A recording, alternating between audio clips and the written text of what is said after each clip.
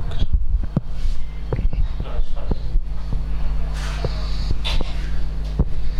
భారతదేశ ఆర్థిక వ్యవస్థ అనేటువంటి దానిలో మనకు గ్రూప్ 2కు కానీ లేకపోతే ఏ ఎగ్జామ్కైనా కూడా ఇండియన్ ఎకానమీ, ఏపీ ఎకానమీ రెండు కూడా ఇంపార్టెంట్.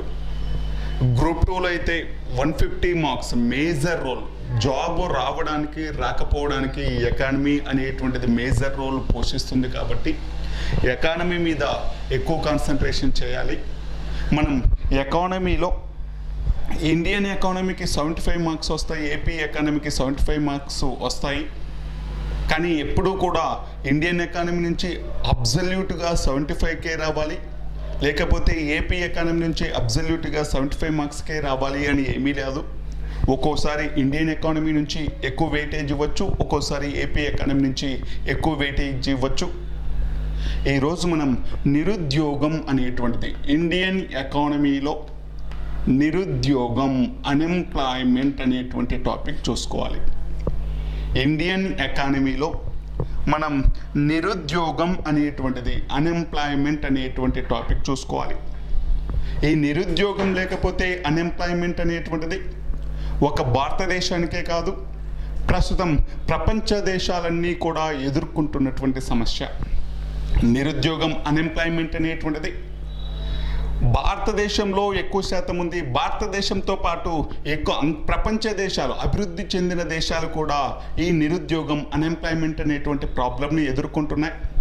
అందుకే ఈ మధ్య అభివృద్ధి చెందినటువంటి దేశాలు, ఫర్ ఎగ్జాంపుల్ అమెరికా లాంటివి ఏం చేస్తున్నాయి అంటే, వాళ్ళ దేశం వాళ్ళకు ఎక్కువ ఎంప్లాయ్మెంట్ కల్పించడం కోసం వీసా పైన ఆంక్షలు విధించడం లాంటివి చేస్తున్నాయి. అంటే వాళ్ళకి ఉపాధి అవకాశాలు పెంపొందించడం కోసం, వాళ్ళకి ఉద్యోగ అవకాశాలు పెంపొందించడం కోసం ఈ మధ్య కాలంలో ఇటువంటి ఇతర దేశాల వాళ్ళు రాకుండా ఆంక్షలు కూడా విధించడం జరుగుతుంది. అంటే నిరుద్యోగం అనేటువంటిది ప్రపంచ దేశాలు ఎదుర్కొంటున్నటువంటి సమస్య. అసలు అన్ఎంప్లాయ్మెంట్ లేకపోతే నిరుద్యోగం అంటే ఏంటి అంటే, పని చేయగలిగేటువంటి శక్తి ఉండి, పని చేయాలనేటువంటి ఆసక్తి ఉండి, నీ దగ్గర పని చేస్తాను, పని చేయగలను అనేటువంటి కెపాసిటీ ఉండాలి, పని చేయాలి అనేటువంటి ఆసక్తి ఉండాలి. ఇలా పని చేయగలిగే శక్తి ఉండి, పని చేయాలి అనేటువంటి ఆసక్తి ఉండి, పని దొరకనటువంటి స్థితిని నిరుద్యోగం అంటారు. నిరుద్యోగం అంటే పని చేయగలిగేటువంటి శక్తి ఉండాలి. అదేదో 80 సంవత్సరాల అతన్ని తీసుకొచ్చేసి మంచంలో ఉన్న అతనికి ఉపాధి చూపించండి అంటే ఇది నిరుద్యోగం కిందికి రాదు. అతనికి కెపాసిటీ ఉండాలి. దానితో పాటు పని చేయాలి అనేటువంటి ఆసక్తి ఉండాలి. ఒక భిక్షగాన్ని తీసుకొచ్చేసి బెగ్గర్ను తీసుకొచ్చి ఇతనికి పని చేయాలనేది ఉండదు, పని చేయాలనేటువంటి ఇంట్రెస్ట్ ఉండదు, హ్యాపీగా కూర్చొని తిందాము అనేటువంటి ఇంట్రెస్ట్ ఉంటుంది. ఇతన్ని అన్ఎంప్లాయ్మెంట్ కింద చూపించకూడదు. అంటే పని చేయగలిగేటువంటి శక్తి ఉండాలి, పని చేయాలి అనేటువంటి ఆసక్తి ఉండాలి. ఆ రెండూ ఉండి కూడా పని దొరకకపోతే, ఉపాధి దొరకకపోతే అటువంటి స్థితిని నిరుద్యోగం అని పిలవడం జరిగింది, అన్ఎంప్లాయ్మెంట్ అని పిలవడం జరుగుతుంది.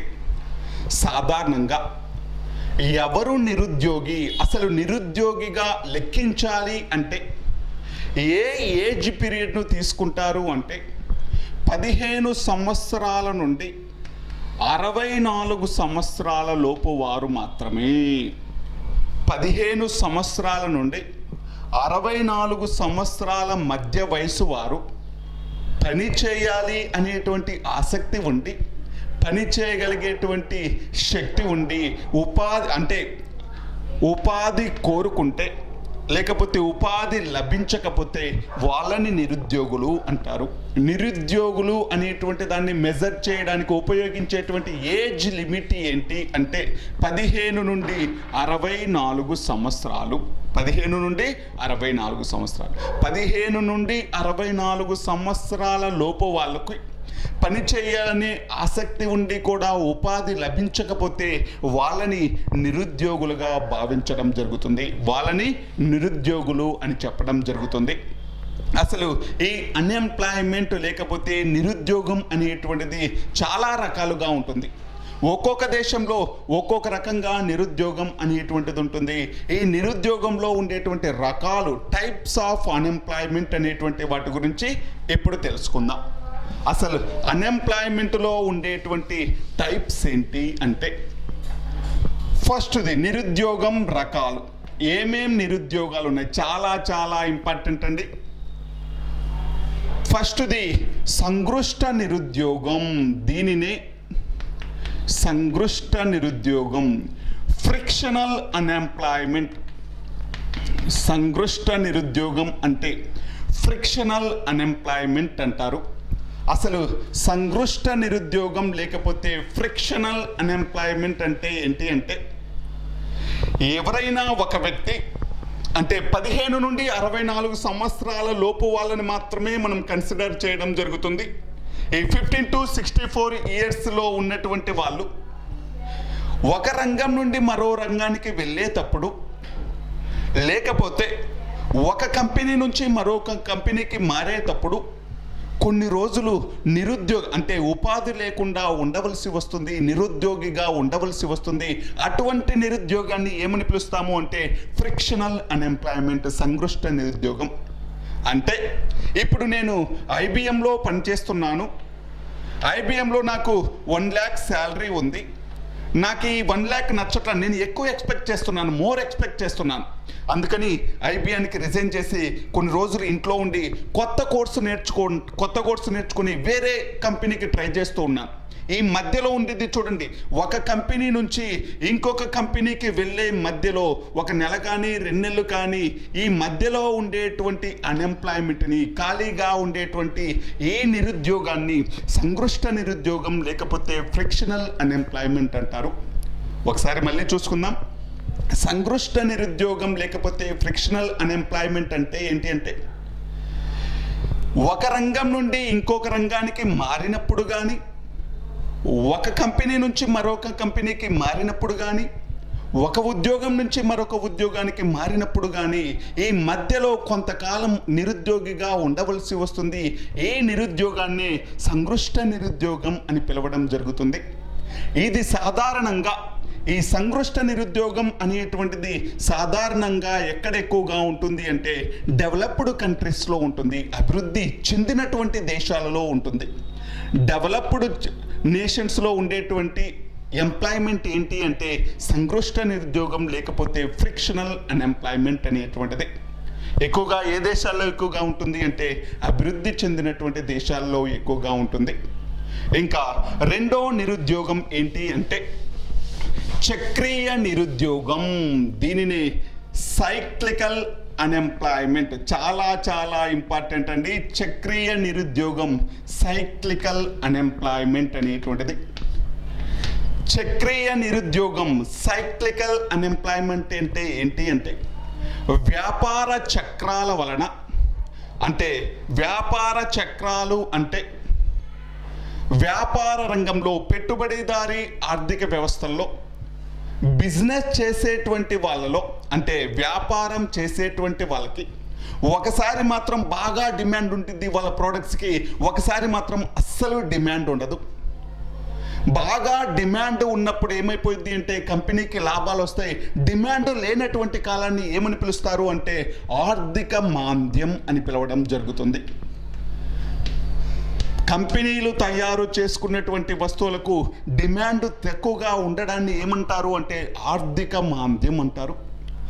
ఆర్థిక మాంద్యం సంభవించినప్పుడు, ఈ ఆర్థిక మాంద్యం సంభవించినప్పుడు ఎవరైతే ఉపాధిని కోల్పోతారో, ఎవరైతే ఎంప్లాయ్మెంట్ను కోల్పోతారో అటువంటి వాళ్ళని ఏమని పిలుస్తారు అంటే చక్రీయ నిరుద్యోగం లేకపోతే సైక్లికల్ అన్ఎంప్లాయ్మెంట్ అంటారు. వాళ్ళు ఒకసారి ఎగ్జాంపుల్ చూసుకుందాం. 2008-9 సంవత్సరంలో ప్రపంచవ్యాప్తంగా గొప్ప ఆర్థిక మాంద్యం, గ్రేట్ డిప్రెషన్ అనేటువంటిది వచ్చింది. మనకందరికీ అనుభవమే. అప్పటి వరకు లక్షల్లో శాలరీలు తీసుకున్న వాళ్ళు కూడా అప్పుడు ఏమైపోయారు అంటే జాబులు కోల్పోవడం జరిగింది, ఉపాధిని కోల్పోయారు. మళ్ళీ ఈ ఆర్థిక మాంద్యం అనేటువంటిది ఒక 3-4 ఇయర్స్ తర్వాత ఆర్థిక మాంద్యం బయటపడిపోయింది. ఆర్థిక మాంద్యం నుంచి బయటపడిన తర్వాత మళ్ళీ వీళ్ళందరూ ఏదో ఒక కంపెనీలో ఉపాధి దొరికింది, జాబ్ చూసుకున్నారు. అంటే ఈ ఆర్థిక మాంద్యం సంభవించినప్పుడు ఉండేటువంటి నిరుద్యోగాన్ని చక్రీయ నిరుద్యోగం లేకపోతే సైక్లికల్ అన్ఎంప్లాయ్మెంట్ అంటారు. అంటే ఒక ఆర్థిక వ్యవస్థలో ఫ్లక్చుయేషన్స్ అనేటువంటివి వస్తూ ఉంటాయి. ఫ్లక్చుయేషన్స్ అంటే ఏంటి అంటే ఒకసారేమో ఆర్థిక వ్యవస్థలో వస్తువులకు బాగా డిమాండ్ ఉన్నప్పుడు ఏమైపోయింది అంటే ఎంప్లాయ్మెంట్ పెరిగిపోయింది. ఒకసారి ఎలాగో చూద్దాం. ఒక కంపెనీ ఉంది. ఈ కంపెనీ అనేటువంటిది ప్రొడక్ట్స్ని ప్రొడ్యూస్ చేసింది. ఈ కంపెనీ ప్రొడ్యూస్ చేసినటువంటి ప్రోడక్ట్స్కి ఎక్కువ డిమాండ్ వచ్చింది. ఒక 100 ఐటమ్స్ని ప్రొడ్యూస్ చేసింది అనుకుంటే ఈ 100 ఐటమ్స్కి ఎక్కువ డిమాండ్ రావడంతో ఇప్పుడు నెక్స్ట్ టైం ఏమైపోయింది అంటే 200 ప్రోడక్ట్స్ని ప్రొడ్యూస్ చేయాల్సినటువంటి అవసరమైంది. 200 ప్రోడక్ట్స్ని ప్రొడ్యూస్ చేయాలంటే అంతకుముందు దాని దగ్గర ఉన్నటువంటి మ్యాన్ పవర్ సరిపోదు. అందుకని కొత్తగా మ్యాన్ పవర్ని వాళ్ళు మొత్తాన్ని కూడా మళ్ళీ రిక్రూట్ చేసుకోవాలి.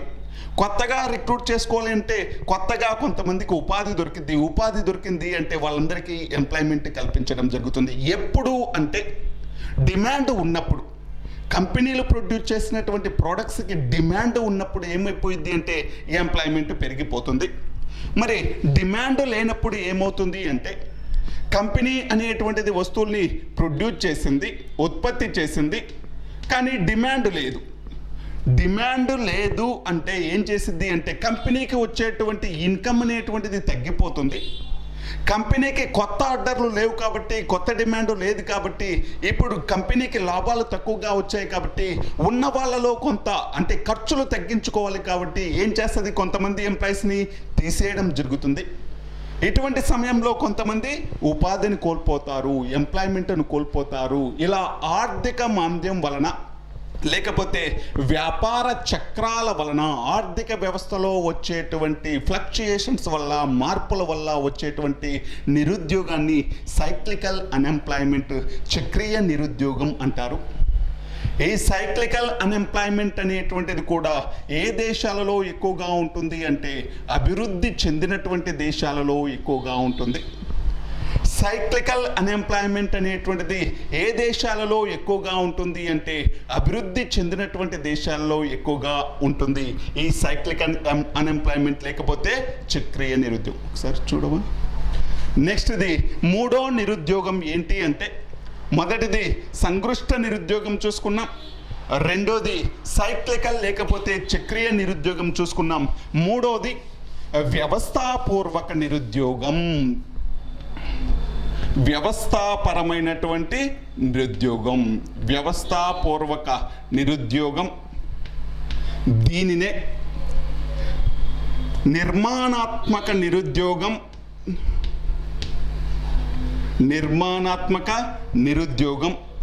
దీనినే శాశ్వత నిరుద్యోగం, పర్మనెంట్ అన్ఎంప్లాయ్మెంట్. కన్స్ట్రక్టివ్ అంటే నిర్మాణాత్మక అంటే కన్స్ట్రక్టివ్ అన్ఎంప్లాయ్మెంట్, పర్మనెంట్ అన్ఎంప్లాయ్మెంట్. దీనిని సాధారణ నిరుద్యోగం, జనరల్ ఎంప్లాయ్మెంట్ అని పిలుస్తారు. సాధారణ నిరుద్యోగం, వ్యవస్థాపూర్వక నిరుద్యోగం, నిర్మాణాత్మక నిరుద్యోగం, శాశ్వత నిరుద్యోగం, సాధారణ నిరుద్యోగం. ఈ అన్నిటికీ కూడా ఒకటే డెఫినేషన్. ఇవన్నీ కూడా ఒకేలా ఉంటాయి, ఇవన్నీ కూడా ఒకటే. అసలు వ్యవస్థాపూర్వక నిరుద్యోగం అంటే ఏంటి అంటే అభివృద్ధి చెందుతున్నటువంటి దేశాలు అంటే మనలాంటి దేశాలు లేదా పేద దేశాల్లో జనాభా అనేటువంటిది విపరీతంగా పెరుగుతుంటుంది, కానీ జనాభా పెరిగినంత వేగంగా వాళ్ళకి ఉపాధి అవకాశాలు, ఎంప్లాయ్మెంట్ అనేటువంటిది పెరగదు. ఇలా జనాభా పెరిగినంత వేగంగా ఎంప్లాయ్మెంట్ పెరగకపోతే, ఉపాధి అవకాశాలు పెరగకపోతే అప్పుడు నిరుద్యోగం ఉంటుంది. ఈ నిరుద్యోగాన్ని వ్యవస్థాపూర్వకమైనటువంటి నిరుద్యోగం అంటారు. ఈ వ్యవస్థాపూర్వకమైనటువంటి నిరుద్యోగానికి మెయిన్ అంటే కారణం ఏంటి అంటే మెయిన్ కాజ్ ఏంటి అంటే వీళ్ళ దగ్గర ఏమీ లేకపోవడం, అంటే పెట్టుబడి లేకపోవడం, క్యాపిటల్ లేకపోవడం. పెట్టుబడి ఏదైనా ఒక పరిశ్రమను స్థాపించాలి అంటే కొన్ని వేల కోట్లు డబ్బులు అవసరమవుతుంది, క్యాపిటల్ ఇన్వెస్ట్మెంట్ ఎక్కువగా అవసరమవుతుంది. కాకపోతే ఇవన్నీ అభివృద్ధి చెందుతున్నటువంటి దేశాలు అవడంతో, పేద దేశాలు అవడంతో వీటి దగ్గర ఇలా పెద్ద పెద్ద భారీ ప్రాజెక్టులు చేసేటువంటి కెపాసిటీ ఉండదు, క్యాపిటల్ ఉండదు. అందుకని క్యాపిటల్ లేకపోవడంతో, పెట్టుబడి లేకపోవడంతో ఎక్కువ మందికి ఉపాధి అవకాశాలు కల్పించలేకపోతుంది. ఇటువంటి నిరుద్యోగాన్ని వ్యవస్థాపూర్వక నిరుద్యోగం అంటాం. ఒక్కసారి చూద్దాం, శ్రామికులకు ఉండేటువంటి డిమాండ్ కంటే శ్రామికుల యొక్క సప్లై ఎక్కువగా ఉంటే చూద్దాం. ఏంటి అంటే, ఒక కంపెనీలో 10 మందికి వేకెన్సీ ఉంది, 10 మందికి వేకెన్సీ ఉంది, దానికి అప్లై చేసినటువంటి వాళ్ళు 15 మంది. అంటే ఎంతమంది అప్లై చేశారు? 15 మంది. ఎంతమందికి మాత్రమే జాబ్లు వస్తాయి? 10 మెంబర్స్కి. మరి రిమైనింగ్ 5 మెంబర్స్ అన్ఎంప్లాయ్సేగా. అంటే ఏంటి అంటే, శ్రామికుల డిమాండ్ కంటే శ్రామికుల సప్లై ఎక్కువగా ఉంటే ఉండేటువంటి నిరుద్యోగాన్ని వ్యవస్థాపూర్వక నిరుద్యోగం అని చెప్పడం జరిగింది.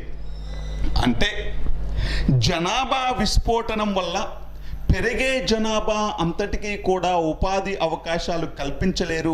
ఇటువంటి నిరుద్యోగాన్ని వ్యవస్థాపూర్వక నిరుద్యోగం అని పిలవడం జరుగుతుంది.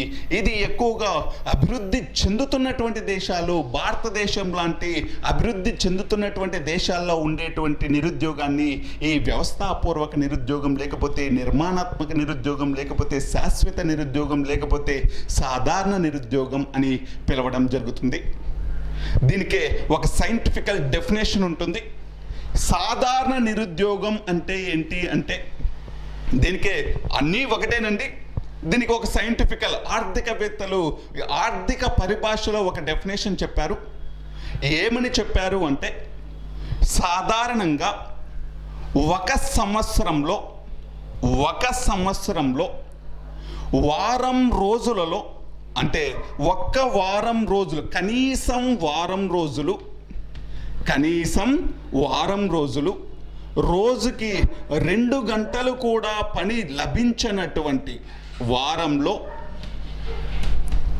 మళ్ళీ చూద్దాం. సాధారణ నిరుద్యోగం అంటే ఏంటి అంటే, ఒక సంవత్సర కాలంలో కనీసం వారం రోజులు, రోజుకు 2 గంటలు కూడా పని లభించినటువంటి నిరుద్యోగాన్ని సాధారణ నిరుద్యోగం అంటారు. మళ్ళీ ఒకసారి డెఫినేషన్ విందాం. సర్వే చేసిన, అంటే నిరుద్యోగాన్ని లెక్కించేటువంటి సంవత్సరంలో, ఈ సంవత్సరంలో కనీసం వారం రోజులు, ఒక్క వారం రోజులు, రోజుకి 2 గంటలు కూడా పని లభించినటువంటి నిరుద్యోగాన్ని సాధారణ స్థితి నిరుద్యోగం, సాధారణ నిరుద్యోగం అంటారు. ఇది వ్యవస్థాపూర్వక నిరుద్యోగం ఎక్కువగా ఎటువంటి దేశాల్లో ఉంటుంది అంటే, అభివృద్ధి చెందినటువంటి దేశాల్లో ఉంటుంది. భారతదేశంలో ఎక్కువగా ఉండేటువంటి నిరుద్యోగం ఏంటి? ఎగ్జామ్లో డ్యామ్ షూర్ క్వశ్చన్, ఎప్పుడు అడిగేటువంటి క్వశ్చన్, ఏ నిరుద్యోగం అంటే వ్యవస్థాపూర్వకమైనటువంటి నిరుద్యోగం ఎప్పుడు అడిగేటువంటి పెట్టండి. భారతదేశంలో ఎక్కువగా ఉండేటువంటి నిరుద్యోగం వ్యవస్థాపూర్వక నిరుద్యోగం. అంటే వ్యవస్థాపూర్వక నిరుద్యోగం అంటే మన దగ్గర పెట్టుబడి లోపం వలన, పెట్టుబడి లేకపోవడం వలన, పెరిగే జనాభాకి సరిపోయినంత ఉపాధి అవకాశాలు కల్పించలేకపోవడం వలన ఇటువంటి నిరుద్యోగం వస్తుంది. అదే అభివృద్ధి చెందినటువంటి దేశాల్లో ఎక్కువగా ఉండేటువంటి నిరుద్యోగం చక్రీయ నిరుద్యోగం. గుర్తుపెట్టుకోవాలి, అభివృద్ధి చెందుతున్నటువంటి దేశాల్లో ఎక్కువగా ఉండేటువంటి నిరుద్యోగం అయితే వ్యవస్థాపూర్వక నిరుద్యోగం. అభివృద్ధి చెందినటువంటి దేశాల్లో ఎక్కువగా ఉండేటువంటి నిరుద్యోగం ఏంటి అంటే ఈ చక్రీయ నిరుద్యోగం, లేకపోతే సైక్లికల్ అన్ఎంప్లాయ్మెంట్. వాటి గురించి లాస్ట్లో చెప్పుకుందాం. ఇది వ్యవస్థాపూర్వక నిరుద్యోగం, లేకపోతే సాధారణ నిరుద్యోగం. నెక్స్ట్ నిరుద్యోగం పేరు కాలిక నిరుద్యోగం, లేకపోతే ఋతు సంబంధ నిరుద్యోగం. కాలిక నిరుద్యోగం లేకపోతే ఋతు సంబంధ నిరుద్యోగం, సీజనల్ అన్ఎంప్లాయ్మెంట్. ఋతు సంబంధ నిరుద్యోగం, సీజనల్ అన్ఎంప్లాయ్మెంట్. కాలిక నిరుద్యోగం లేకపోతే ఋతు సంబంధ నిరుద్యోగం, దీనినే సీజనల్ అన్ఎంప్లాయ్మెంట్ అని పిలవడం జరుగుతుంది. ఏంటి కాలిక నిరుద్యోగం లేకపోతే ఋతు సంబంధ నిరుద్యోగం అంటే, ఒక సంవత్సర కాలంలో కొన్ని సీజన్లలో మాత్రమే కొంతకాలం మాత్రమే ఉపాధి ఉండి మరి కొంతకాలం అతను నిరుద్యోగిగా ఉంటే, ఉపాధి అవకాశాలు లేకపోతే దాన్ని కాలిక నిరుద్యోగం లేకపోతే ఋతు సంబంధ నిరుద్యోగం అని పిలవడం జరుగుతుంది. గ్రామాలలో ఎక్కువగా ఉండేటువంటి నిరుద్యోగం ఏంటి అంటే కాలిక నిరుద్యోగం లేకపోతే ఋతు సంబంధ నిరుద్యోగం. ఎలా అంటే మనకు కొన్ని సీజన్లలో చెరకు పంట తీసుకున్నాం చూడండి. ఈ చెరకు పంట తీసుకుంటే ఈ చెరకు కోసే కాలంలోనే ఉపాధి ఉంటుంది. లేకపోతే జూటు మిల్లులు చూసుకున్నాం అనుకోండి, జూటు మిల్లుల్లో జూటు వచ్చినప్పుడు మాత్రమే ఉపాధి ఉంటుంది. మళ్ళీ వాళ్ళందరూ కూడా ఖాళీగా ఉంటారు. వ్యవసాయ పనులు చూసుకున్నాం చూడండి. వ్యవసాయ పనులు అనేటువంటివి కొన్ని సీజన్లో 2 సీజన్లో మాత్రమే ఉంటాయి. మిగతా టైం ఒక 3 నెలలు 4 నెలలు వాళ్ళందరూ ఖాళీగా ఉంటారు. అంటే కొన్ని ఋతువుల్లో మాత్రమే కొంతకాలం మాత్రమే వాళ్ళందరికీ పని ఉండి ఉపాధి ఉండి మిగతా కాలం వాళ్ళు ఖాళీగా ఉంటే, అన్ఎంప్లాయ్స్గా ఉంటే అటువంటి దానిని కాలిక నిరుద్యోగం లేకపోతే ఋతు సంబంధ నిరుద్యోగం లేకపోతే సీజనల్ అన్ఎంప్లాయ్మెంట్ అంటారు. చెరకు పంటల్లో జూట్ మిల్లుల్లో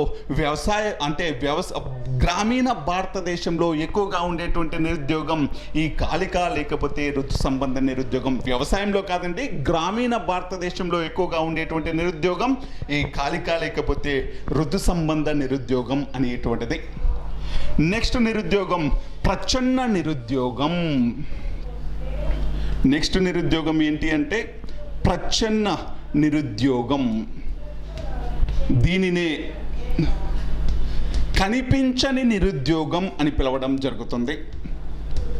దీనినే ఏమని పిలుస్తారు అంటే కనిపించని నిరుద్యోగం, డిస్గస్డ్ అన్ఎంప్లాయ్మెంట్. ప్రచ్ఛన్న నిరుద్యోగం, దీనిని డిస్గస్డ్ అన్ఎంప్లాయ్మెంట్ అని పిలవడం జరుగుతుంది.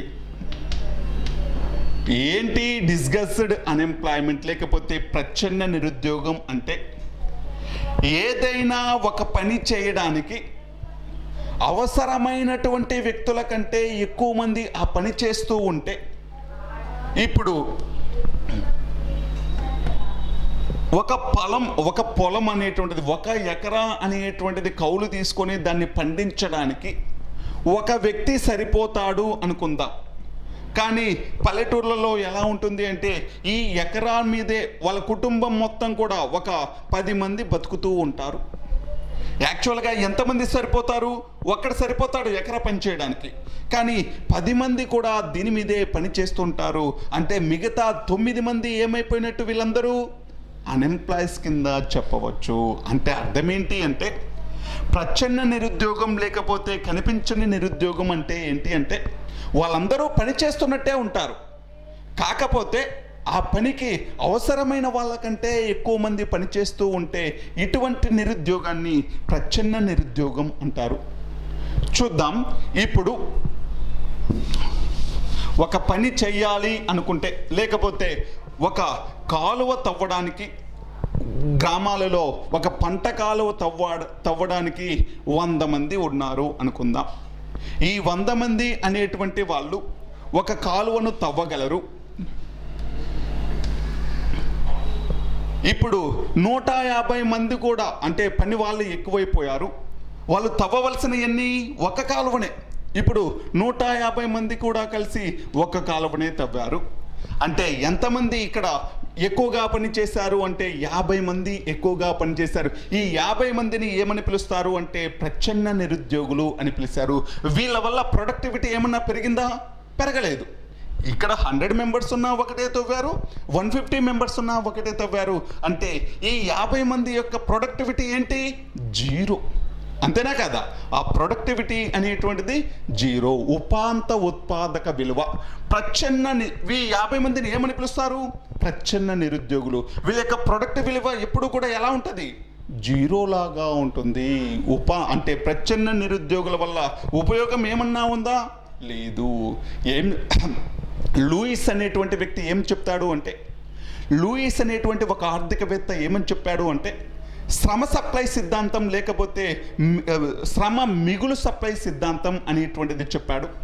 లూయిస్ అనేటువంటి వ్యక్తి ఏమని చెప్పాడు అంటే శ్రామికులని అంటే వ్యవసాయ రంగంలో ఎక్కువగా ఉండేటువంటి ఈ ప్రచ్ఛన్న నిరుద్యోగులని వేరే రంగాలకు మళ్ళించి, అంటే పారిశ్రామిక రంగం, సేవా రంగానికి మళ్ళించి అక్కడ వాళ్ళకి ఉపాధి కల్పిస్తే, అక్కడ వాళ్ళకి ఉపాధి అవకాశాలు కల్పిస్తే దేశం తొందరగా అభివృద్ధి చెందుతుంది అన్నాడు ఈ లూయిస్ అనేటువంటి వ్యక్తి. శ్రమ సప్లై సిద్ధాంతం అనేటువంటి దానిని, శ్రమ సప్లై సిద్ధాంతం అనేటువంటి దాన్ని ఎవరు చెప్పారు అంటే లూయిస్ అనేటువంటి ఆర్థికవేత్త చెప్పడం జరిగింది.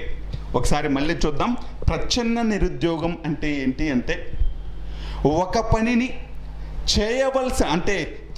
చేయవలసినటువంటి వ్యక్తుల కంటే ఎక్కువ మంది పని చేస్తూ ఉంటే ఈ ఎక్కువ మందిని ఏమని పిలుస్తారు అంటే ప్రచ్ఛన్న నిరుద్యోగులు అని పిలవడం జరుగుతుంది. ఎక్కువగా ఈ నిరుద్యోగం ఎక్కడ ఉంటుంది అంటే వ్యవసాయ రంగంలో ఉంటుంది.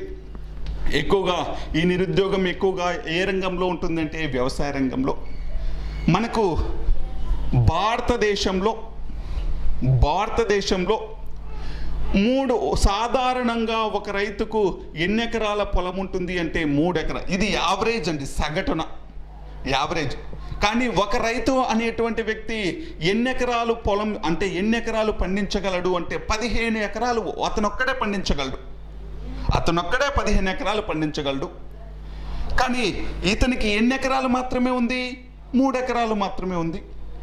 అంటే ఇతని 15 ఎకరాలు 15 ఎకరాస్ పండించేటువంటి కెపాసిటీని ఎన్ని ఎకరాలు పండించడానికి యూజ్ చేస్తున్నాడు? 3 ఎకరాలు. అంటే మిగతాదంతా వేస్ట్ అయిన అతని కెపాసిటీ వేస్ట్ అవుతుంది కదా. అంటే ఇతన్ని కూడా ఏమనొచ్చు? ప్రచ్ఛన్న నిరుద్యోగిగా చెప్పవచ్చు. అంటే ఏంటి అంటే పని చేయగలిగేటువంటి కెపాసిటీ కంటే కూడా యాక్చువల్గా ఒక కుటుంబం అనేటువంటిది 15 ఎకరాలు పండించగలదు, కానీ 3 ఎకరాలు పండిస్తున్నారు అంటే మిగతా కెపాసిటీ అంతా వేస్ట్ అవ్వడం జరుగుతుంది. ప్రచ్ఛన్న నిరుద్యోగం అంటే ఒక్కసారి డెఫినేషన్ ఏమీ లేదండి. ప్రచ్ఛన్న నిరుద్యోగం అంటే ఏంటి అంటే డెఫినేషన్ మళ్ళీ ఒకసారి చూద్దాం. ఒక పనిని ఎంతమంది చేయాలో వాళ్ళందరికంటే ఎక్కువ మంది అదే పని చేస్తూ ఉంటే దాన్ని ప్రచ్ఛన్న నిరుద్యోగం అని పిలవడం జరుగుతుంది. భారతదేశంలో వ్యవసాయ రంగంలో ఎక్కువగా ఉండేటువంటి నిరుద్యోగం ప్రచ్ఛన్న నిరుద్యోగం అనేటువంటిది. ఆ పనిని కొంతమందే చేయాలి, కానీ ఎక్కువ మంది దాని మీదే ఆధారపడి బ్రతుకుతూ ఉంటారు. వాళ్ళందరినీ కలిపి ప్రచ్ఛన్న నిరుద్యోగులు అని పిలవడం జరుగుతుంది. ప్రచ్ఛన్న నిరుద్యోగుల వల్ల ఏమన్నా ఉత్పాదకత పెరుగుతుందా అంటే పెరగదు. ప్రచ్ఛన్న నిరుద్యోగుల ఉపాంత ఉత్పాదకత, ప్రొడక్టివిటీ ఎంత ఉండిద్ది? 0 లాగా ఉంటుంది. ఇది ప్రచ్ఛన్న నిరుద్యోగం. ప్రచ్ఛన్న నిరుద్యోగం ఎక్కువగా ఏ రంగంలో ఉంటుంది అంటే వ్యవసాయ రంగంలో ఎక్కువగా ఉంటుంది. నెక్స్ట్ నిరుద్యోగం పేరు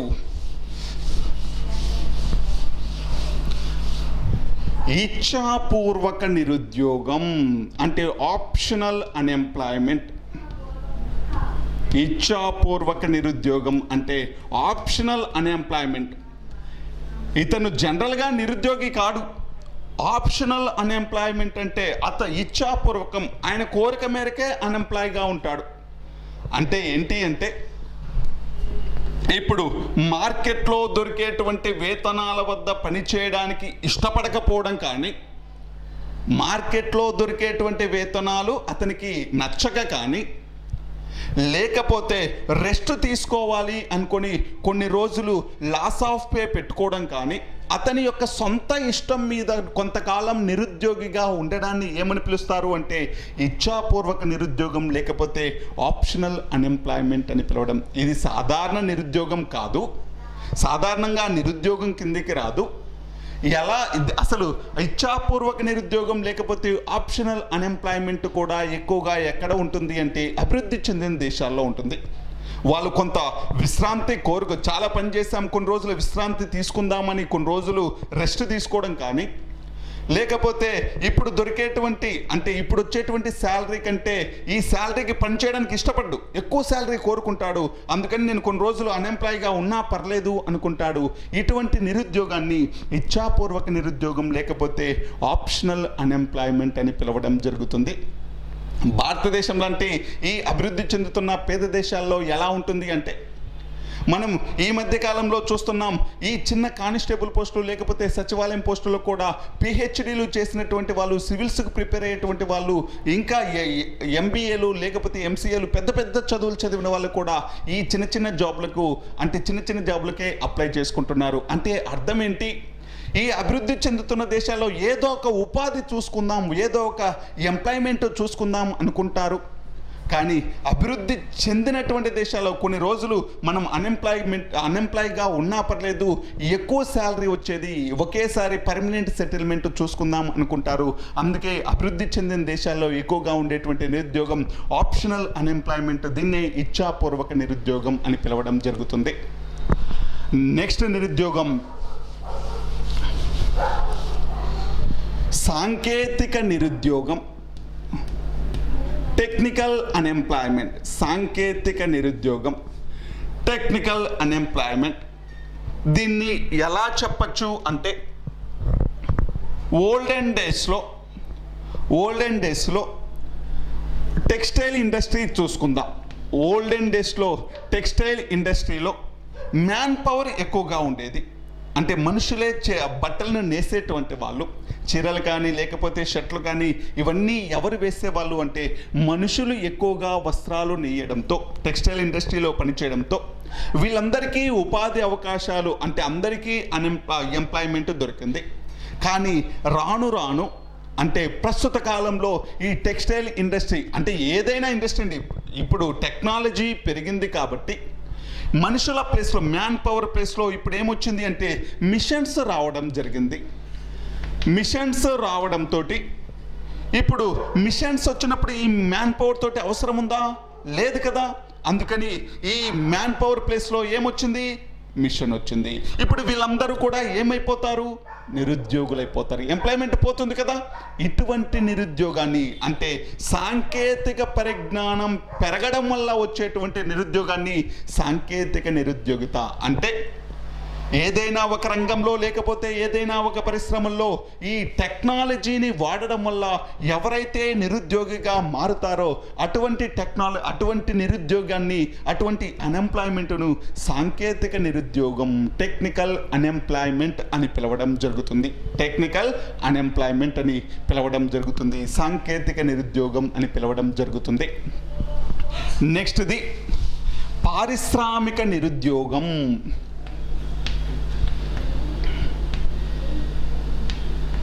పారిశ్రామిక నిరుద్యోగం. పారిశ్రామిక నిరుద్యోగం, ఇండస్ట్రియల్ అన్ఎంప్లాయ్మెంట్. ఏంటి పారిశ్రామిక నిరుద్యోగం, ఇండస్ట్రియల్ అన్ఎంప్లాయ్మెంట్ అంటే ఏంటి అంటే, పరిశ్రమలలో ఒక పరిశ్రమకి 100 మంది అవసరమవుతారు. ఒక పరిశ్రమకి 100 మంది కార్మికులు మాత్రమే అవసరమవుతారు. కానీ ఈ పరిశ్రమలో పనిచేయడానికి, అంటే ఆ పరిశ్రమల్లో పనిచేయడానికి దాదాపు ఒక 400 నుంచి 500 మంది ఉంటారు. కానీ పరిశ్రమకి ఎంతమంది కావాలి? 100 మెంబర్సే కావాలి. మరి ఈ 100నే చూసుకుంటుంది. కాకపోతే వీళ్ళందరూ మిగిలిన ఒక 300 to 400 ఏమైపోతారు అంటే నిరుద్యోగులుగా ఉండిపోతారు. ఇటువంటి నిరుద్యోగాన్ని పారిశ్రామిక నిరుద్యోగం అంటారు. అంటే పారిశ్రామిక రంగం లేకపోతే పరిశ్రమలు అనేటువంటివి కార్మికులందరికీ, పరిశ్రమల్లో పనిచేసే శ్రామికులు లేకపోతే కార్మికులందరికీ కూడా ఉపాధి అవకాశాలు కల్పించలేకపోతే అటువంటి నిరుద్యోగాన్ని పారిశ్రామిక నిరుద్యోగం అని పిలవడం జరుగుతుంది. అటువంటి నిరుద్యోగాన్ని పారిశ్రామిక నిరుద్యోగం అని పిలవడం జరుగుతుంది. ఇంకొకటి చిన్న నిరుద్యోగం ఉంటుంది, విద్యా సంబంధ నిరుద్యోగం అనేటువంటిది. విద్యా సంబంధ నిరుద్యోగం అంటే ఏమీ లేదండి, చదువుకున్న వాళ్ళకి, అంటే ఎడ్యుకేటెడ్ పీపుల్కి ఎంప్లాయ్మెంట్ కల్పించలేకపోతే, లేకపోతే ఎడ్యుకేటెడ్ పీపుల్కి ఎంప్లాయ్మెంట్ దొరకకపోతే, ఎడ్యుకేటెడ్ పీపుల్ అనేటువంటి వాళ్ళు ఖాళీగా ఉంటే అటువంటి నిరుద్యోగాన్ని విద్యా సంబంధ నిరుద్యోగం అని పిలవడం జరుగుతుంది. ఇప్పటి వరకు మీకు నిరుద్యోగంలో ఉండేటువంటి రకాలు అనేటువంటివి చెప్పాను. దీనిలో ప్రధానంగా ఇంపార్టెంట్ ఏంటి అంటే సంఘృష్ట నిరుద్యోగం లేకపోతే ఫ్రిక్షనల్ అన్ఎంప్లాయ్మెంట్ అనేటువంటిది. రెండోది చక్రీయ నిరుద్యోగం లేకపోతే సైక్లికల్ అన్ఎంప్లాయ్మెంట్ అనేటువంటిది. మూడోది కాలిక నిరుద్యోగం లేకపోతే ఋతు సంబంధ నిరుద్యోగం అనేటువంటిది. ఫోర్త్ది ప్రచ్ఛన్న నిరుద్యోగం అనేటువంటిది. ఫిఫ్త్ది వ్యవస్థాపూర్వక నిరుద్యోగం అనేటువంటివి. ఈ 5 చాలా చాలా ఇంపార్టెంట్ అండి. వీటి డెఫినేషన్లు మనం ఖచ్చితంగా నేర్చుకోవాలి. సంఘృష్ట నిరుద్యోగం అంటే ఒక రంగం నుంచి మరో రంగానికి కానీ, లేకపోతే ఒక పరిశ్రమ నుంచి ఇంకొక పరిశ్రమ కానీ వెళ్ళేటప్పుడు మధ్యలో ఉండేటువంటి ఈ కొన్ని రోజులు, నెల, 2 నెలలు, లేకపోతే 3 నెలలు ఉపాధి లేకుండా ఉండడాన్ని, అన్ఎంప్లాయ్గా ఉండడాన్ని సంఘృష్ట నిరుద్యోగం అని పిలిచారు. వ్యాపార చక్రాల వల్ల, ఆర్థిక మాంద్యం వల్ల వచ్చేటువంటి అన్ఎంప్లాయ్మెంట్ని చక్రీయ నిరుద్యోగం అని పిలిచారు. కొంతకాలం అంటే కొన్ని ఋతువుల్లో మాత్రమే, కొంతకాలం మాత్రమే పనుండి, కొన్ని సీజన్లో మాత్రమే పనుండి మిగతా కాలం ఖాళీగా ఉండడాన్ని కాలిక నిరుద్యోగం లేకపోతే ఋతు సంబంధ నిరుద్యోగం అని పిలుస్తారు. ప్రచ్ఛన్న నిరుద్యోగం అంటే పని చేసేటువంటి, అంటే యాక్చువల్గా ఒక పనిని చేయవలసిన వారికంటే ఎక్కువ మంది పని చేస్తూ ఉంటే దాన్ని ప్రచ్ఛన్న నిరుద్యోగం అని పిలుస్తారు. వ్యవస్థాపూర్వక నిరుద్యోగం అంటే శ్రామికులకి డిమాండ్ కంటే, అంటే శ్రామిక సప్లై ఎక్కువగా ఉంటే ఉండేటువంటి నిరుద్యోగాన్ని వ్యవస్థాపూర్వక నిరుద్యోగం అంటారు. ఇప్పుడు అభివృద్ధి చెందినటువంటి దేశాల్లో ఎక్కువగా ఉండేటువంటి నిరుద్యోగం ఏంటి అంటే, అభివృద్ధి చెందినటువంటి దేశాలు అంటే డెవలప్డ్ కంట్రీస్ అండి. అభివృద్ధి చెందినటువంటి దేశాల్లో ఎక్కువగా ఉండేటువంటి నిరుద్యోగం చక్రీయ నిరుద్యోగం. చాలా చాలా ఇంపార్టెంట్ అండి, ఎగ్జామ్లో ఇటువంటివే క్వశ్చన్స్. అభివృద్ధి చెందినటువంటి దేశాల్లో ఎక్కువగా ఉండేటువంటి నిరుద్యోగం సైక్లికల్ అన్ఎంప్లాయ్మెంట్, చక్రీయ నిరుద్యోగం. రెండోది సంఘృష్ట నిరుద్యోగం, ఫ్రిక్షనల్ అన్ఎంప్లాయ్మెంట్ అనేటువంటిది. ఇది ఏ దేశాల్లో? డెవలప్డ్ కంట్రీస్లో.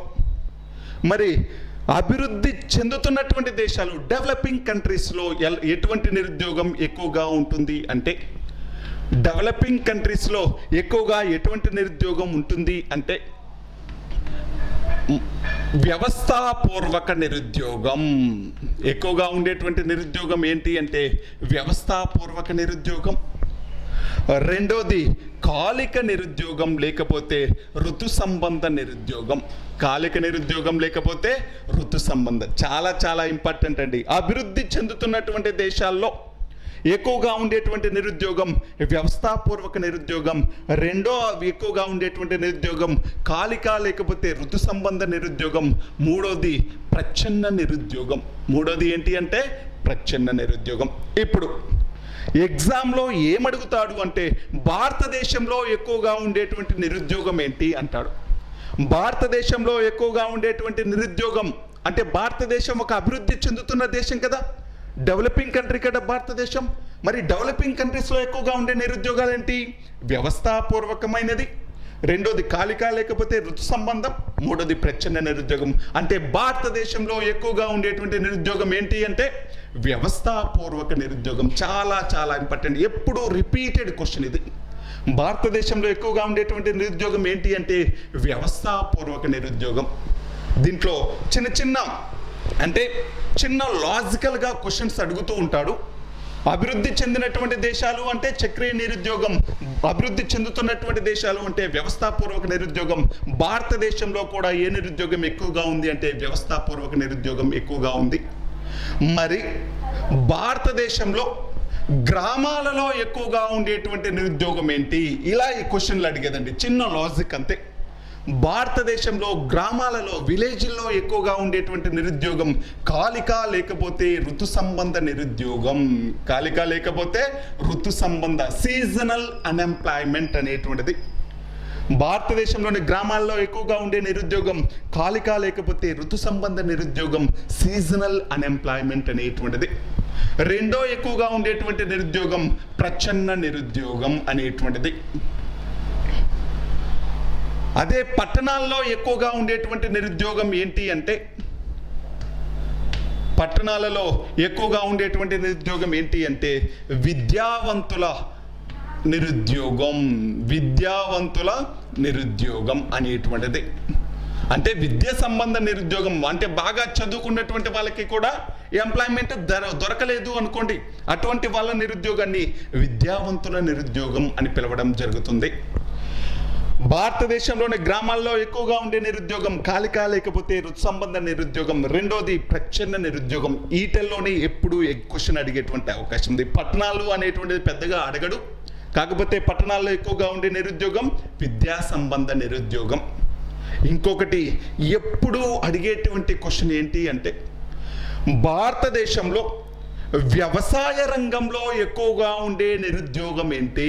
వ్యవసాయ రంగంలో అగ్రికల్చర్ సెక్టార్లో ఎక్కువగా ఉండేటువంటి నిరుద్యోగం ఏంటి అంటే, వ్యవసాయ రంగంలో ఎక్కువగా ఉండేటువంటి నిరుద్యోగం ఏంటి అంటే ప్రచ్ఛన్న నిరుద్యోగం. వ్యవసాయ రంగంలో ఎక్కువగా ఉండేటువంటి నిరుద్యోగం ఏంటి అంటే ప్రచ్ఛన్న నిరుద్యోగం. ఇక్కడ చిన్న క్వశ్చన్స్ అండి, చిన్న వేరియేషన్స్. ఏంటి అంటే, అభివృద్ధి చెందినటువంటి దేశాల్లో ఎక్కువగా ఉండే నిరుద్యోగము అంటే సైక్లికల్ అన్ఎంప్లాయ్మెంట్, చక్రీయ నిరుద్యోగం. అభివృద్ధి చెందుతున్నటువంటి దేశాల్లో ఎక్కువగా ఉండే నిరుద్యోగము అంటే వ్యవస్థాపూర్వక నిరుద్యోగం అనేటువంటిది, స్ట్రక్చరల్ అన్ఎంప్లాయ్మెంట్ అనేటువంటిది. అదే భారతదేశంలో ఎక్కువగా ఉండే నిరుద్యోగము అంటే వ్యవస్థాపూర్వక నిరుద్యోగం అనేటువంటిది. భారతదేశంలోని గ్రామాలలో ఎక్కువగా ఉండే నిరుద్యోగము అంటే కాలిక లేకపోతే ఋతు సంబంధ నిరుద్యోగం, సీజనల్ అన్ఎంప్లాయ్మెంట్ అనేటువంటిది. అదే భారతదేశంలోని పట్టణాల్లో ఎక్కువగా ఉండే నిరుద్యోగము అంటే విద్యావంతుల నిరుద్యోగం అనేటువంటిది. భారతదేశంలోని వ్యవసాయ రంగంలో ఎక్కువగా ఉండే నిరుద్యోగము అంటే ప్రచ్ఛన్న నిరుద్యోగం. వ్యవసాయం డ్యామ్ షూర్ బిట్టండి, వ్యవసాయ రంగంలో ఎక్కువగా ఉండే నిరుద్యోగం ఏంటి? ప్రచ్ఛన్న నిరుద్యోగం. రిపీటెడ్, నేను రాసిన చాలా ఎగ్జామ్లో రిపీటెడ్ క్వశ్చన్ ఇది. వ్యవసాయ రంగంలో ఎక్కువగా ఉండేటువంటి నిరుద్యోగం ఏంటి అంటే ప్రచ్ఛన్న నిరుద్యోగం. ఏదైనా ఒక ఆర్థిక వ్యవస్థని, అది భారతదేశం కావచ్చు, ప్రపంచ దేశాలు కావచ్చు, ఒక ఆర్థిక వ్యవస్థను ఎన్ని రంగాలుగా విడగొడతారు అంటే 3 రంగాలుగా విడగొడతారు. అవి ప్రాథమిక రంగం, రెండోది పారిశ్రామిక రంగం అంటే దీనినే ద్వితీయ రంగం అని పిలుస్తారు, మూడోది సేవా రంగం, దీనినే తృతీయ రంగం అని పిలవడం జరుగుతుంది. ప్రాథమిక రంగాన్నే వ్యవసాయ రంగం అని పిలుస్తారు. ప్రాథమిక రంగాన్నే వ్యవసాయ రంగం. ఏదైనా ఒక ఆర్థిక వ్యవస్థని 3 రంగాలుగా విడగొడతారు. ప్రైమరీ సెక్టార్ అనేటువంటిది, ద్వితీయ రంగం అనేటువంటిది, తృతీయ రంగం అనేటువంటిది 3 రంగాలుగా విడగొడతారు. దీనినే వ్యవసాయ రంగం అగ్రికల్చరల్ సెక్టార్, పారిశ్రామిక రంగం ఇండస్ట్రియల్ సెక్టార్, సేవా రంగం సర్వీస్ సెక్టార్ అని 3 రంగాలుగా విడగొట్టడం జరుగుతుంది. ఇలా ప్రాథమిక రంగంలో లేకపోతే వ్యవసాయ రంగంలో ఎక్కువగా ఉండేటువంటి నిరుద్యోగం ఏంటి అంటే, వ్యవసాయ రంగంలో ఎక్కువగా ఉండేటువంటి నిరుద్యోగం ఏంటి అంటే ప్రచ్ఛన్న నిరుద్యోగం. మరి పారిశ్రామిక రంగం లేకపోతే ద్వితీయ రంగంలో ఎక్కువగా ఉండే నిరుద్యోగం పారిశ్రామిక నిరుద్యోగం, ఇండస్ట్రియల్ అన్ఎంప్లాయ్మెంటే. మరి సర్వీస్ సెక్టార్ లేకపోతే టెర్షరీ సెక్టార్, తృతీయ రంగంలో ఎక్కువగా ఉండేటువంటి నిరుద్యోగం ఏంటి అంటే సాంకేతిక నిరుద్యోగం, టెక్నికల్ అన్ఎంప్లాయ్మెంట్. అసలు టెర్షరీ సెక్టార్ అంటే ఏమి లేదండి, బీమా ఇన్సూరెన్స్ ఒకటి, బ్యాంకింగ్ ఒకటి, కంప్యూటర్లు ఒకటి, ఐటీ ఒకటి, ఫార్మా ఒకటి, ఇవన్నీ ఉంటాయి చూడండి. దీన్నంతటినీ కలిపి సర్వీస్ సెక్టర్. వీటి గురించి చెప్పుకుందాం మనము, ఈ 3 రంగాల గురించి. ఈ సర్వీస్ సెక్టార్లో ఎక్కువగా ఉండేటువంటి అన్ఎంప్లాయ్మెంట్ ఏంటి అంటే టెక్నికల్ అన్ఎంప్లాయ్మెంట్ అనేది. వ్యవసాయ రంగంలో ప్రచ్ఛన్న నిరుద్యోగం, ద్వితీయ రంగంలో పారిశ్రామిక నిరుద్యోగం, సేవా రంగంలో సాంకేతిక నిరుద్యోగం అనేటువంటివి ఎక్కువగా ఉంటాయి. ఇవి నిరుద్యోగం రకాలు. భారతదేశంలో ఎటువంటి అన్ఎంప్లాయ్మెంట్ అనేటువంటిది ఉంది అనేటువంటిది. ఇప్పుడు ఏం చూసుకుందాము అంటే, నిరుద్యోగం అనేటువంటి అంటే ఒక నిరుద్యోగి లేకపోతే నిరుద్యోగి అని ఎవరిని పరిగణిస్తారు, అసలు నిరుద్యోగాన్ని ఎలా కొలుస్తారు, ఈ అన్ఎంప్లాయ్మెంట్ రేటును ఎలా కొలుస్తారు అనేటువంటిది చూసుకోవాలి. ఇప్పుడు నిరుద్యోగి అన్ఎంప్లాయీ అని అంటే ఎవరు అంటే 15 సంవత్సరాల నుండి 64 సంవత్సరాల లోపు ఉండి, అంటే ఈ మధ్యలో ఉండి అండి, 15 to 64 ఇయర్స్ మధ్యలో. 15 ఉండొచ్చు, 64 కూడా కన్సిడర్ చేస్తారు. ఓకేనా? మీరు 65 ఇయర్స్ లోపు అని చెప్తారు. అంటే అర్థం ఏంటి? 60 అప్ టు 64 ఇయర్స్ అంటే 14 సంవత్సరాల పైన 65 సంవత్సరాల లోపు అయినా చెప్పచ్చు, లేకపోతే 15 నుండి 64 సంవత్సరాల వయసు వీళ్ళకి పని చేయాలి అని ఆసక్తి ఉండి కూడా పని లభించకపోతే వాళ్ళని నిరుద్యోగి అని చెప్పడం జరుగుతుంది. నిరుద్యోగి అని చెప్పడం జరుగుతుంది. అసలు శ్రామికుడు లేకపోతే లేబర్ అని ఎవరిని పిలుస్తారు అంటే శ్రామికులు లేకపోతే లేబర్ ఫోర్స్ అండి. Labour force. శ్రామిక శక్తి అంటే ఎవరు అంటే శ్రామిక శక్తి లేబర్ ఫోర్స్ అంటే 15 నుండి 64 సంవత్సరాల వయసు ఉన్నటువంటి ప్రజల్ని లేబర్ ఫోర్స్ అంట. వీళ్ళు శ్రామికులు, వీళ్ళు పని చేయడానికి రెడీగా ఉన్నటువంటి శ్రామికులు. మరి వర్క్ ఫోర్స్ అంటే ఏంటి అంటే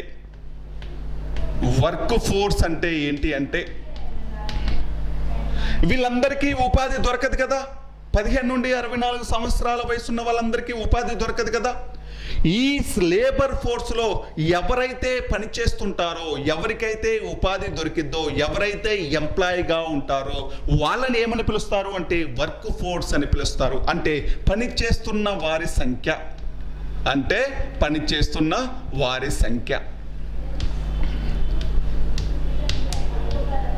వీళ్ళని వర్క్ ఫోర్స్ అని పిలవడం జరుగుతుంది. ఇప్పుడు నిరుద్యోగ రేటు అనేటువంటిది ఎలా కొలుస్తారు అంటే నిరుద్యోగ rate equal to unemployment rate percentage. అంటే అన్ఎంప్లాయ్మెంట్ రేట్ ఈక్వల్ టు మనకు మొత్తం ఎంతమంది అంటే నిరుద్యోగులు ఉన్నారు, నిరుద్యోగుల సంఖ్య బై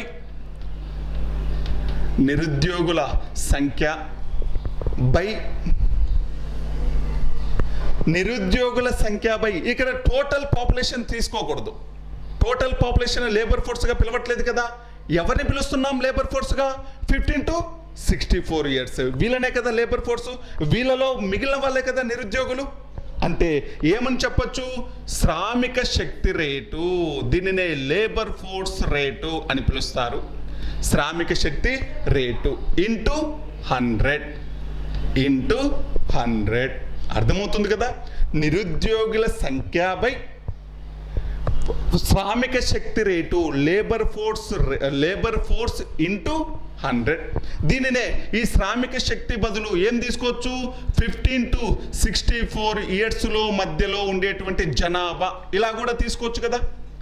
15 to 64 ఇయర్స్ ఉన్నటువంటి జనాభా శ్రామిక శక్తి బదులు ఏమని తీసుకున్నాను? 15 to 64 ఇయర్స్ జనాభా అనేటువంటిది కూడా తీసుకుని ఇలా కూడా తీసుకోవచ్చు కదా. ఇప్పుడు చూద్దాం అసలు నిరుద్యోగులు అనేటువంటి వాళ్ళు ఎలా వస్తారో చూద్దాం. మనకు లేబర్ ఫోర్స్ అంటే ఏం చెప్పాను? లేబర్ ఫోర్స్ అంటే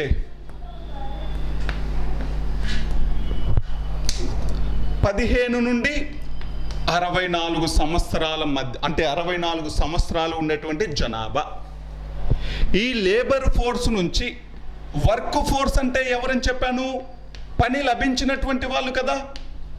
అంతేనా? వర్క్ ఫోర్స్ అంటే ఎవరు? పని చేస్తున్న వాళ్ళు. ఈ లేబర్ ఫోర్స్ నుంచి వర్క్ ఫోర్స్ని తీసేస్తే ఎవరు వస్తారు? నిరుద్యోగులు వస్తారా రాదా? అన్ఎంప్లాయ్స్ వస్తారా రాదా? అంతేనా కాదా? ఇప్పుడు లేబర్ ఫోర్సు వీళ్ళందరికీ పని కావాలి. వీళ్ళందరిలో కొంతమందే పని చేస్తున్నారు, అంటే పని చేస్తున్న వాళ్ళు. వీళ్ళందరిలో నుంచి పని చేస్తున్న వాళ్ళని తీసేస్తే పని చేయని వాళ్ళు వస్తారా రారా? అన్ఎంప్లాయ్స్ వస్తారు కదా. అంటే ఇప్పుడు అన్ఎంప్లాయీస్ అంటే ఎవరు? దీన్ని ఇంకోలాగా కూడా రాయొచ్చు చూడండి. నిరుద్యోగుల సంఖ్య అంటే labour force minus work force. అవునా కాదా? Labour force minus work force by శ్రామిక శక్తి అంటే ఏమని చెప్పాను? 15 to 64 మధ్యలో 15 నుండి 64 సంవత్సరాల వయసు ఉన్నటువంటి జనాభా ఇంటూ 100. సరిపోయిందా లేదా? ఒక్కసారి మళ్ళీ చూసుకుందాం. ఏమీ లేదండి. లేబర్ ఫోర్స్ అంటే ఎవరు అంటే 15 నుండి 64 సంవత్సరాల వయసు ఉన్నటువంటి జనాభా. వర్క్ ఫోర్స్ అంటే ఈ లేబర్ ఫోర్స్లో ఎవరైతే పనిచేస్తున్నారో, ఎవరైతే ఉపాధి ఉందో, ఎవరికైతే ఉపాధి అవకాశాలు ఉన్నాయో, ఎవరైతే ఎంప్లాయీగా ఉన్నారో వాళ్ళు వర్క్ ఫోర్స్ అని పిలుస్తాం. మిగిలిపోయిన వాళ్ళు అంటే లేబర్ ఫోర్స్లోంచి వర్క్ ఫోర్స్ తీసేస్తే మిగిలిపోయినటువంటి వాళ్ళని అన్ఎంప్లాయీస్ అని పిలుస్తాం. ఈ అన్ఎంప్లాయీ రేటును ఎలా క్యాలిక్యులేట్ చేస్తారు అంటే నిరుద్యోగుల సంఖ్య బై శ్రామిక శక్తి రేటు ఇంటూ అంటే శ్రామిక శక్తి ఇంటూ 100. నిరుద్యోగుల సంఖ్య బై శ్రామిక శక్తి అంటే 15 నుండి 64 సంవత్సరాల వయసున్న జనాభా ఇంటూ 100 లాగా చెప్పవచ్చు. ఇది నిరుద్యోగాన్ని కొలిచేటువంటి పద్ధతి. ఒక్కసారి మీరు బుక్ మీద ఒక పేపర్ మీద రాసి చూడండి, మీకు వెంటనే అర్థమైపోయింది. ఇదేమి పెద్ద అర్థం కానిదేమి కాదు, వెంటనే అర్థమైపోయింది. ఒక్కసారి బుక్ తీసి పేపర్ మీద రాయండి, ఒక్క స్టెప్ రాయగానే మనకు వచ్చేస్తుంది. ఇది నిరుద్యోగ రేటు. అసలు శ్రామికుడు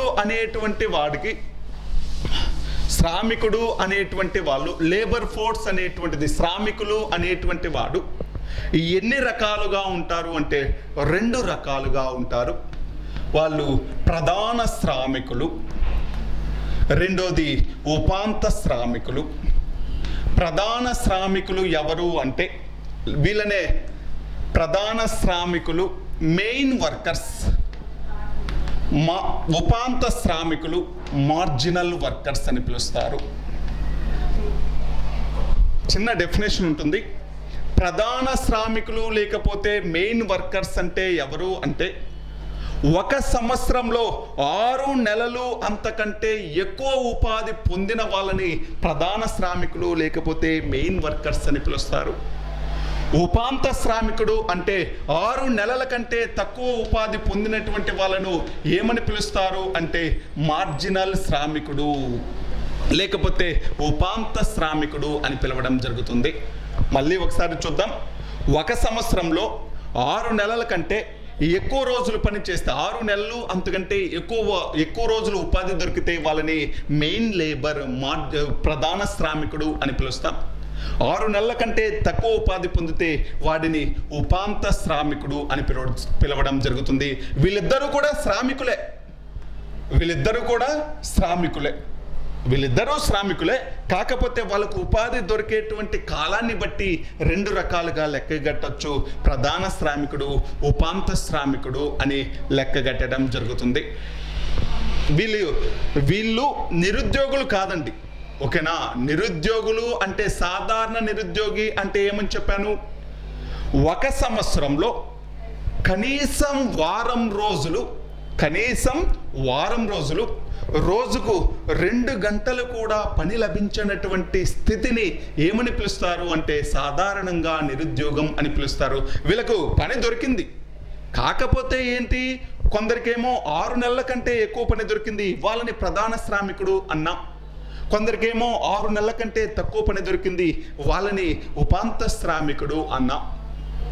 అసలు స్టాండర్డ్ ఇంకొకటి మనకి ఎప్పుడు కూడా ఎగ్జామ్లో అడిగేటువంటి బిట్ అండి. ఏంటి అంటే ప్రామాణిక శ్రామిక శక్తి రేటు అంటే ఏంటి? ప్రామాణిక శ్రామిక శక్తి రేటు అంటే ఏంటి? Standard personal year. సాధారణ శ్రామిక శక్తి సంవత్సరం లేకపోతే స్టాండర్డ్ పర్సనల్ ఇయర్ అంటే ఏంటి అంటే ఒక వ్యక్తికి రోజుకు 8 గంటల చొప్పున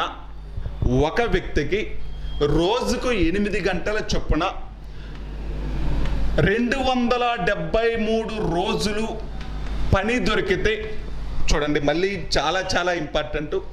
స్టాండర్డ్ పర్సనల్ ఇయర్ అంటే ఏంటి అంటే ఒక వ్యక్తికి రోజుకు 8 గంటల చొప్పున 273 రోజులు ఉపాధి దొరకడాన్ని, 273 రోజుల కాలాన్ని ఏమని పిలుస్తారు అంటే స్టాండర్డ్ పర్సనల్ ఇయర్ అని పిలవడం జరుగుతుంది. స్టాండర్డ్ పర్సనల్ ఇయర్, ప్రామాణిక శ్రామిక శక్తి సంవత్సరం. స్టాండర్డ్ పర్సనల్ ఇయర్ అంటే దేనిని క్యాలిక్యులేట్ చేస్తారు అంటే రోజుకు 8 గంటల చొప్పున 273 రోజుల కాలాన్ని స్టాండర్డ్ పర్సనల్ ఇయర్ అని పిలవడం జరుగుతుంది. ఒక్కసారి మళ్ళీ ఈ 5 మినిట్స్ రివిజన్ చేసుకుందాం.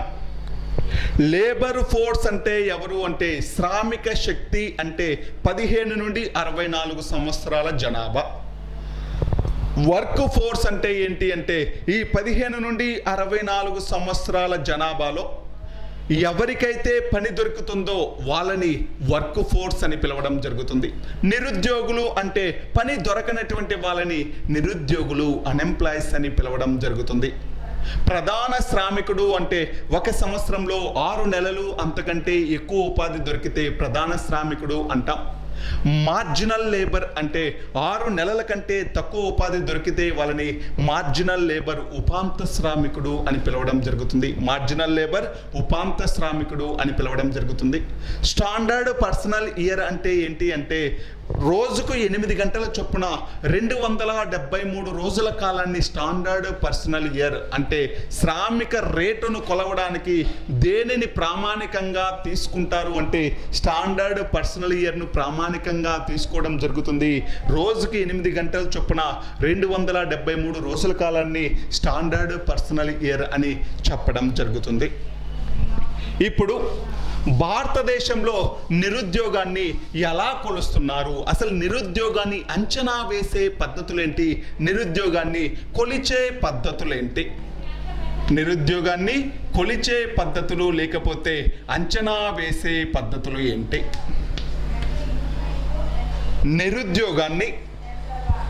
నిరుద్యోగాన్ని సాధారణంగా ప్రస్తుతం భారతదేశంలో కొలిచేటువంటి సంస్థ ఏంటి? నిరుద్యోగాన్ని కొలిచేటువంటి సంస్థ ఏంటి అంటే NSSO అనేటువంటిది, నేషనల్ శాంపుల్ సర్వే ఆర్గనైజేషన్. భారతదేశంలో నిరుద్యోగ అంచనాలు తయారు చేసేటువంటి సంస్థ ఏంటి? National sample survey organisation. పేదరికాన్ని అంచనా వేసి పేదరికాన్ని కొలిచేటువంటి సంస్థ ఏంటి? నేషనల్ శాంపుల్ సర్వే ఆర్గనైజేషన్ అనేటువంటిది. ఈ నిరుద్యోగాన్ని కొలిచేటువంటి సంస్థ, అంచనా వేసేటువంటి సంస్థ NSSO అనేటువంటిది. ఈ NSSO వేసినటువంటి లెక్కలను అధికారికంగా ప్రకటించేటువంటి సంస్థ నీతి ఆయోగ్. ప్రస్తుతం నీతి ఆయోగ్, అంతకుముందు నీతి ఆయోగ్ ప్లేస్లో ఉన్నటువంటి సంస్థ ఏంటి అంటే ప్రణాళికా సంఘం. ప్రణాళికా సంఘాన్ని 2014లో నరేంద్ర మోడీ గారు ప్రధానమంత్రి అయిన వెంటనే తొలగించి దాని ప్లేస్లో నీతి ఆయోగ్ అనేటువంటి దాన్ని తీసుకురావడం జరిగింది. ఈ నీతి ఆయోగ్ అనేటువంటిది ఈ నిరుద్యోగ అంచనాలను NSSO మొత్తం తయారు చేస్తే దానిని అఫీషియల్గా ప్రకటించేది మాత్రం NSSO అనేటువంటిది. ఈ నిరుద్యోగాన్ని కొలవడానికి 1973వ సంవత్సరంలో నిరుద్యోగాన్ని కొలవడానికి 1973వ సంవత్సరంలో భగవతి, ఇతని పేరండి, చాలా చాలా ఇంపార్టెంట్ పెట్టండి. 1973వ సంవత్సరంలో పి భగవతి అనేటువంటి వ్యక్తి నేతృత్వంలో, వ్యక్తి అధ్యక్షతన ఒక టాస్క్ ఫోర్స్ కమిటీని, అంటే నిరుద్యోగ అంచనాల నిపుణుల కమిటీ, నిరుద్యోగ అంచనాల నిపుణుల కమిటీ అనేటువంటి దాన్ని ఏర్పాటు చేయడం జరిగింది. ప్రభుత్వం అనేటువంటిది ఎప్పుడు అంటే 1973వ సంవత్సరంలో నిరుద్యోగ అంచనాల నిపుణుల కమిటీ అనేటువంటి దాన్ని ఏర్పాటు చేశారు. ఈ నిరుద్యోగ అంచనాల నిపుణుల కమిటీకి చైర్మన్ ఎవరు అంటే పి భగవతి అనేటువంటి వ్యక్తి. పి భగవతి అనేటువంటిది. ఈ పి భగవతి అనేటువంటి వ్యక్తి నిరుద్యోగాన్ని కొలవడం కోసం 3 పద్ధతులను తయారు చేయడం జరిగింది. నిరుద్యోగాన్ని ప్రస్తుతం ఎన్ని పద్ధతుల ద్వారా కొలుస్తున్నారు అంటే, నిరుద్యోగాన్ని సాధారణంగా ఎన్ని పద్ధతుల ద్వారా కొలుస్తారు అంటే 3 పద్ధతుల ద్వారా కొలవడం జరుగుతుంది. నిరుద్యోగం ఎన్ని రకాలు అంటే 3 రకాలుగా చెప్పవచ్చు. అంటే నిరుద్యోగాన్ని కొలిచేటువంటి పద్ధతులు ఎన్ని అంటే 3 రకాలుగా చెప్పవచ్చు. ఆ 3 రకాలు ఏంటి అంటే, నిరుద్యోగాన్ని కొలిచేటువంటి ఈ 3 రకాల పద్ధతులను తయారు చేసింది పి భగవతి అధ్యక్షతన ఏర్పాటు చేసినటువంటి నిరుద్యోగ అంచనాల నిపుణుల సంఘం. అసలు ఈ 3 రకాలైనటువంటి నిరుద్యోగాన్ని కొలిచేటువంటి పద్ధతులు ఏంటి అంటే, వారం వారీ స్థితి,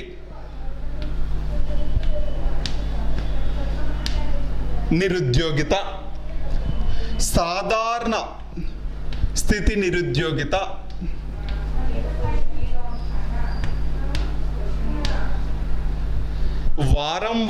వారం వారీ స్థితి నిరుద్యోగిత, సాధారణ స్థితి నిరుద్యోగిత, దీనినే రోజువారీ స్థితి నిరుద్యోగిత అని పిలవడం జరుగుతుంది. కరెంట్ డైలీ బేస్డ్ అన్ఎంప్లాయ్మెంట్, రోజువారీ స్థితి నిరుద్యోగిత. ఇలా నిరుద్యోగాన్ని 3 పద్ధతుల ద్వారా కొలవడం జరుగుతుంది.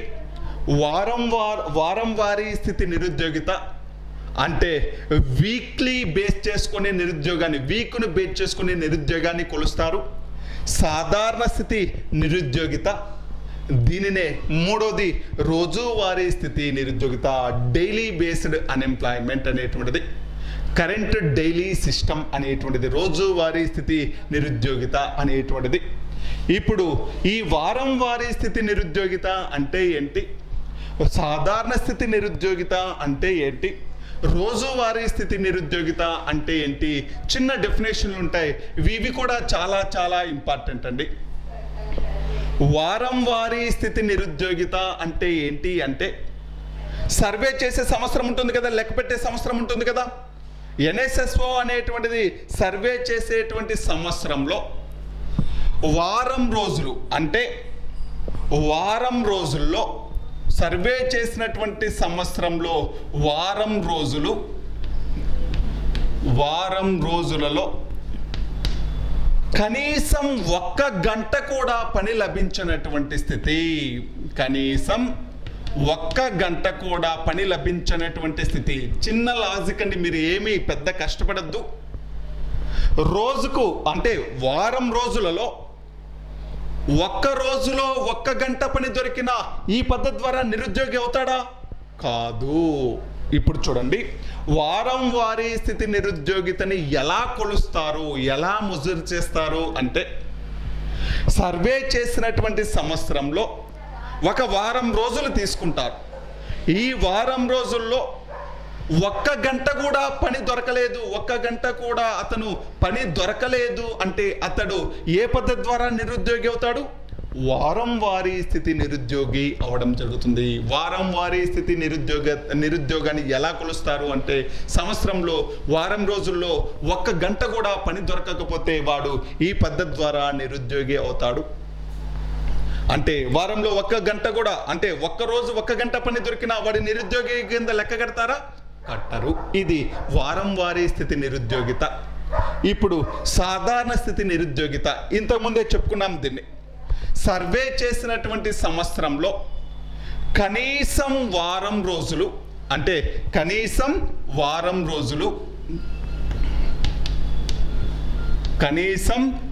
రోజులు రోజుకు 2 గంటలు అంటే రోజుకు 2 గంటలు పని లభించినా కూడా అతను నిరుద్యోగి అవుతాడా? అవ్వడు. సాధారణ స్థితి నిరుద్యోగితి ఇంతకుముందు చెప్పాం.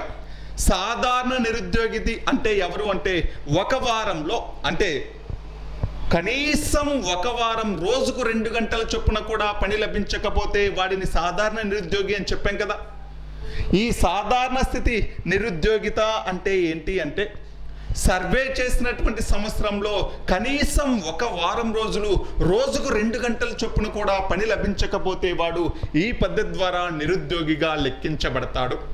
ఈ వారం వారీ స్థితి నిరుద్యోగి అంటే ఎవరు అంటే, సర్వే చేసిన సంవత్సరంలో వారం రోజుల్లో కనీసం 1 గంట కూడా పని దొరకకపోతే వాడు ఈ పద్ధతి ద్వారా నిరుద్యోగి. 1 గంట పని దొరికినా నిరుద్యోగి కాడు. ఈ పద్ధతి ఏంటి అంటే కనీసం 1 వారం రోజులు రోజుకు 2 గంటల చొప్పున పని దొరికితే వాడు ఈ పద్ధతి ద్వారా నిరుద్యోగి కాడు. దొరకకపోతే ఈ పద్ధతి ద్వారా నిరుద్యోగి. ఇంకా మూడోది రోజువారీ స్థితి నిరుద్యోగిత అంటే ఏంటి అంటే రోజువారీ స్థితి నిరుద్యోగిత అంటే ఏంటి అంటే ఇప్పుడు సర్వే చేసేటువంటి సంవత్సరంలో మొత్తం 1 వారం రోజుల్లో అంటే 7 రోజులు తీసుకుందాం. 7 రోజుల్లో మనకు పని దొరికిన రోజులు ఉన్నాయి చూడండి. పని దొరికిన రోజులు అంటే మనం పని చేసేటువంటి రోజులు, దానితో పాటు మొత్తం పని దినాలు ఉంటాయి కదా. మొత్తం పని దినాలన్నీ 7. కానీ మనకు 3 రోజులే పని దొరికింది కాబట్టి మొత్తం పని దినాలన్నీ 7. మొత్తం పని దినాలు 7, మనకు పని దొరికింది మాత్రం 3 రోజులే. అంటే మనకు పని దొరికినటువంటి రోజులు మొత్తం పని దినాలకి మధ్య ఉండేటువంటి నిష్పత్తి ఆధారంగా దేన్ని లెక్కగడతారు అంటే రోజువారీ స్థితి నిరుద్యోగాన్ని లెక్కగట్టడం జరుగుతుంది. చిన్న డెఫినేషన్ అండి, దీనికి పెద్దగా కష్టపడాల్సిన అవసరం లేదు. మొత్తం శ్రామిక దినాలు లేకపోతే పని దినాలు ఉంటాయి చూడండి. మొత్తం పని దినాలు 7 అయితే అంటే 1 వారం రోజుల్లో మొత్తం పని దినాలకి పని లభించినటువంటి రోజులకి మధ్య నిష్పత్తి ఆధారంగా దేన్ని లెక్కగడతారు? రోజువారీ స్థితి నిరుద్యోగాన్ని లెక్కగడతారు. 1 శ్రామిక దినం అంటే గుర్తుంచుకోండి 8 గంటలు. ఒక రోజుకి ఎన్ని గంటలండి? 8 గంటల్ని దేనిగా చెప్తారు? శ్రామిక దినం. అందుకే చూడండి, ఏదైనా ఆఫీస్లో లేకపోతే ఎక్కడైనా ఇండస్ట్రీలో లేకపోతే ఎక్కడైనా జాబ్కి వెళ్తే 8 గంటలు వర్క్ అవర్స్ అని చెప్తారు. 8 గంటలు వర్క్ అవర్స్ అంటే 1 శ్రామిక దినం అంటే ఎన్ని గంటలు? 8 గంటలు. చూడండి మళ్ళీ ఒకసారి, మొత్తం శ్రామిక 1 వారం రోజులలో మొత్తం శ్రామిక దినాలకి అంటే ఒక్కొక్క రోజు 1 శ్రామిక దినం అంటే ఎన్ని గంటలు అని చెప్పాను? 8 గంటలు అని చెప్పాను. మొత్తం శ్రామిక దినాలు వారం రోజుల్లో ఎన్ని ఉన్నాయి? 7 ఉన్నాయి. ఈ శ్రామిక దినాల్లో మనకు ఉపాధి ఎన్ని రోజులు దొరికింది అనేటువంటి దాన్ని బేస్ చేసుకొని ఈ రెండిటికి మధ్య నిష్పత్తి ఆధారంగా, రేషియో ఆధారంగా దేన్ని లెక్కగడతారు అంటే రోజువారీ స్థితి నిరుద్యోగాన్ని లెక్కగట్టడం జరుగుతుంది. ఈ మూడింటిలో కూడా ప్రస్తుతం భారతదేశంలో ఏ పద్ధతి ద్వారా నిరుద్యోగాన్ని లెక్కగడుతున్నారు? కరెంట్ డైలీ స్టేటస్ ద్వారా, అంటే CDS, current daily status unemployment. చాలా చాలా ఇంపార్టెంట్, ఎప్పుడు అడిగేటువంటి బిట్టు. భారతదేశంలో నిరుద్యోగాన్ని ప్రస్తుతం లెక్కగట్టేటువంటి పద్ధతి ఏంటి? కరెంట్ డైలీ స్టేటస్ అంటే సిడిఎస్ పద్ధతి. రోజువారీ స్థితి నిరుద్యోగం అంటే రోజువారీ స్థితి పద్ధతి ద్వారా నిరుద్యోగాన్ని లెక్కగట్టడం. అసలు రోజువారీ స్థితి నిరుద్యోగిత అంటే ఏంటి? సర్వే చేసినటువంటి సంవత్సరంలో 1 వారం రోజుల్లో మొత్తం శ్రామిక దినాలకి పని దొరికినటువంటి దినాలకి మధ్య ఉండేటువంటి నిష్పత్తి ఆధారంగా ఈ నిరుద్యోగాన్ని లెక్కగట్టడం జరుగుతుంది. సాధారణ స్థితి నిరుద్యోగిత అంటే ఏంటి?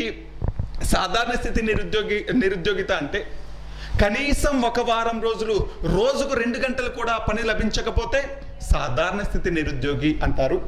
వారం వారీ స్థితి నిరుద్యోగి అంటే కరెంట్ వీక్లీ స్టేటస్. వారం వారీ స్థితి నిరుద్యోగి అంటే ఎవరు అంటే వారం రోజులు అంటే సర్వే చేసిన సంవత్సరంలో వారం రోజుల్లో రోజుకు 1 గంట కూడా పని దొరకకపోతే, రోజుకి కాదు అసలు వారం రోజుల్లో 1 గంట కూడా పని దొరకకపోతే వాడిని వారం వారీ స్థితి నిరుద్యోగి అని పిలుస్తారు. అంటే వారంలో 1 గంట కూడా పని దొరకకపోతే వీడు ఫస్ట్ పద్ధతి ద్వారా నిరుద్యోగి అంటారు. సాధారణ స్థితిలో కనీసం వారం రోజులు రోజుకు 2 గంటలు కూడా రోజుకు 2 గంటలు కూడా పని దొరకకపోతే వాడిని సాధారణ స్థితి నిరుద్యోగి అని పిలవడం జరుగుతుంది. ప్రస్తుతం భారతదేశంలో నిరుద్యోగి అనేటువంటి దాన్ని ఏ పద్ధతి ద్వారా కొలుస్తున్నారు అంటే ఏ పద్ధతి ద్వారా నిరుద్యోగి అని పిలుస్తున్నారు అంటే రోజువారీ స్థితి. ఈ పద్ధతి ద్వారా నిరుద్యోగాన్ని మెజర్ చేయడం జరుగుతుంది. కరెంట్ డైలీ స్టేటస్ని బేస్ చేసుకొని నిరుద్యోగాన్ని అంచనా వేయడం జరుగుతుంది. ఈ 3 పద్ధతులను రూపొందించినటువంటి వ్యక్తి ఎవరు? పి భగవతి అనేటువంటి వ్యక్తి 1973వ సంవత్సరంలో నిరుద్యోగ అంచనాల నిపుణుల కమిటీ అనేటువంటి దాన్ని ఏర్పాటు చేస్తే ఈ నిరుద్యోగ అంచనాల నిపుణుల కమిటీకి అధ్యక్షుడిగా పనిచేశాడు భగవతి అనేటువంటి వ్యక్తి, ఆర్థికవేత్త. ఆయన రూపొందించిందే ఈ 3 రకాల పద్ధతులు. ఎప్పుడు అడిగేటువంటి బిట్టి ఇదే. భారతదేశంలో నిరుద్యోగిత అనగా ఏ పద్ధతి ద్వారా కొలుస్తున్నారు అంటే సిడిఎస్, కరెంట్ డైలీ స్టేటస్, రోజువారీ స్థితి నిరుద్యోగి అని పిలవడం. నిరుద్యోగిగా అంటే రోజువారీ స్థితి నిరుద్యోగితని భారతదేశంలో నిరుద్యోగిత అని పిలవడం జరుగుతుంది. భారతదేశంలో అన్ఎంప్లాయ్మెంట్ అంటే ఎవరు? రోజువారీ స్థితి నిరుద్యోగి ద్వారా అన్ఎంప్లాయ్మెంట్ రేటును కనుక్కోవడం జరుగుతుంది. అసలు భారతదేశంలో ప్రస్తుతం నిరుద్యోగిత రేటు ఎంత ఉంది? భారతదేశంలో నిరుద్యోగిత రేటు, అన్ఎంప్లాయ్మెంట్ పర్సంటేజ్ ఎంత ఉండేది? అసలు ఎవరు కొలుస్తారు అని చెప్పాను? NSSO, national sample survey organisation. సాధారణంగా ప్రతి 5 సంవత్సరాలకు ఒకసారి ఎన్ఎస్ఎస్ఓ అనేటువంటిది పేదరికాన్ని మరియు నిరుద్యోగాన్ని కొలుస్తూ ఉంటుంది. కాకపోతే 5 సంవత్సరాలు ఖచ్చితంగా లేదు, ఒక్కోసారి ఎక్కువ సంవత్సరాలు కూడా పట్టవచ్చు. ఎన్ఎస్ఎస్ఓ అనేటువంటిది అధికారికంగా 2011-12 సంవత్సరంలో అధికారికంగా నిరుద్యోగ అంచనాలను ప్రకటించింది. ఈ 2011-12 సంవత్సరంలో భారతదేశంలో ఎంత నిరుద్యోగిత ఉంది అన్నారు అంటే 5.6% నిరుద్యోగిత ఉంది అని చెప్పింది.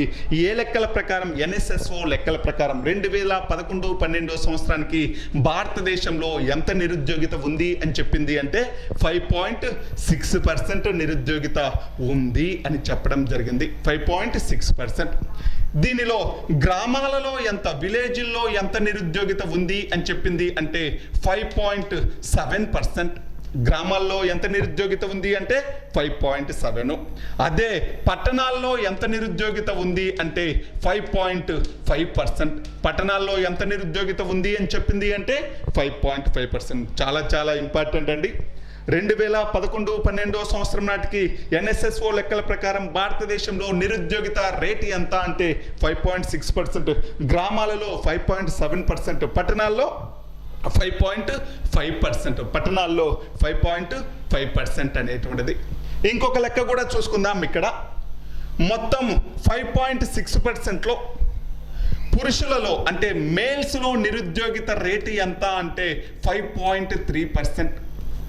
మేల్స్లో నిరుద్యోగిత రేటు ఎంత అంటే 5.3%. అదే ఫిమేల్స్లో నిరుద్యోగిత రేటు ఎంత అంటే ఫిమేల్స్లో నిరుద్యోగిత రేటు ఎంత అంటే 6.6%. 6.6%. ఇక్కడ మీరు నేర్చుకోవాల్సింది ఏంటి అంటే భారతదేశంలో 2011-12 లెక్కల ప్రకారం నిరుద్యోగిత 5.6% ఉంది. పట్టణ నిరుద్యోగిత కంటే గ్రామీణ నిరుద్యోగిత ఎక్కువగా ఉంది. అది గుర్తుపెట్టుకోవాలి. పట్టణాలలో ఉండే నిరుద్యోగిత అన్ఎంప్లాయ్మెంట్ 5.5%, గ్రామాల్లో 5.7%. అంటే ఎక్కడ ఎక్కువగా ఉంది? గ్రామాల్లో అన్ఎంప్లాయ్మెంట్ ఉంది. ఇంకొకటి చూడండి, మేల్స్ ఫిమేల్స్ చూడండి. మేల్స్ ఏమో 5.3%, ఫిమేల్స్ ఏమో 6.6%. అంటే ఎవరిలో అన్ఎంప్లాయ్మెంట్ ఎక్కువగా ఉంది? ఫిమేల్స్లో అన్ఎంప్లాయ్మెంట్ ఎక్కువగా ఉంది. ఈ మధ్య కాలంలో అంటే ఎన్ఎస్ఎస్ఓ అనేటువంటిది నిరుద్యోగ అంచనాలను తయారు చేసింది. కాకపోతే వాటిని అఫీషియల్గా ప్రకటించలేదు ఎన్ఎస్ఎస్ఓ. కానీ కొన్ని వెబ్సైట్లు అంటే లీక్ అయినాయి. ఎన్ఎస్ఎస్ఓ లెక్కలు అనేటువంటి వీక్ అయినాయి. ఏం చెప్పింది ఎన్ఎస్ఎస్ఓ లెక్కలు అంటే 2018 సంవత్సరం నాటికి అంటే 2018 సంవత్సరం లెక్కలు తయారు చేసింది ఎన్ఎస్ఎస్ఓ. కాకపోతే నిరుద్యోగ అన్ఎంప్లాయ్మెంట్ రేట్ అనేటువంటిది పెరిగింది అని చెప్పేసి అన్ఎంప్లాయ్మెంట్ రేటు పెరిగింది అని చెప్పేసి ఇప్పుడు ఉండేటువంటి గవర్నమెంట్ లెక్కలను అఫీషియల్గా ప్రకటించాల. తయారు చేశారు ఓకే, కానీ అఫీషియల్గా ప్రకటించలేదు. 2018 సంవత్సరం ఎన్ఎస్ఎస్ఓ లెక్కల ప్రకారం ప్రస్తుతం భారతదేశంలో నిరుద్యోగిత రేటు ఎంత అంటే 6.1%. ఎంతండి? 6. యాక్చువల్గా మొదటి నుంచి కూడా నిరుద్యోగిత రేటు చూడండి 1983-84 నాటికి నిరుద్యోగిత అనేటువంటిది 8.3% ఉంది. 1983-84 నాటికి NSSO లెక్కల ప్రకారం నిరుద్యోగిత ఎంత ఉంది అంటే 8.3% ఉంది. అదే 2011-12 నాటికి నిరుద్యోగిత అనేటువంటిది తగ్గింది, 5.6%కి తగ్గింది. అదే 2018-19 సంవత్సరం నాటికి నిరుద్యోగిత అనేటువంటిది 5.6 నుంచి ఎంతకు పెరిగింది, 6.1%. అంటే నిరుద్యోగిత రేటు తగ్గాలి యాక్చువల్గా, కానీ ఏం జరిగింది, పెరిగింది. అందుకే పెరిగింది కాబట్టి గవర్నమెంట్కు చెడ్డ పేరు వస్తుంది అని గవర్నమెంట్ వాటిని అఫీషియల్గా ప్రకటించలేదు. ఎగ్జామ్లో అడిగితే ప్రస్తుతం అంటే NSSO లెక్కల ప్రకారం ప్రస్తుతం భారతదేశంలో నిరుద్యోగిత రేటు ఎంత అంటే 6.1%. పర్టికులర్గా 2011-12 అడిగితే 5.6%. అర్థమైంది కదా, 2011-12 అడిగితే 5.6%. ప్రస్తుతం భారతదేశంలో నిరుద్యోగిత రేటు ఎంత అంటే 6. గత 45 సంవత్సరాలుగా అంటే తగ్గుతూ వచ్చినటువంటి నిరుద్యోగం మళ్ళీ పెరిగింది. ఇప్పుడు 6.1% పెరిగింది. ఈ 6.1%లో కూడా ఈ గ్రామాలలో ఎంత నిరుద్యోగం ఉంది అంటే 5.3%. గ్రామాల్లో ఎంత నిరుద్యోగం ఉంది అంటే 5.3%.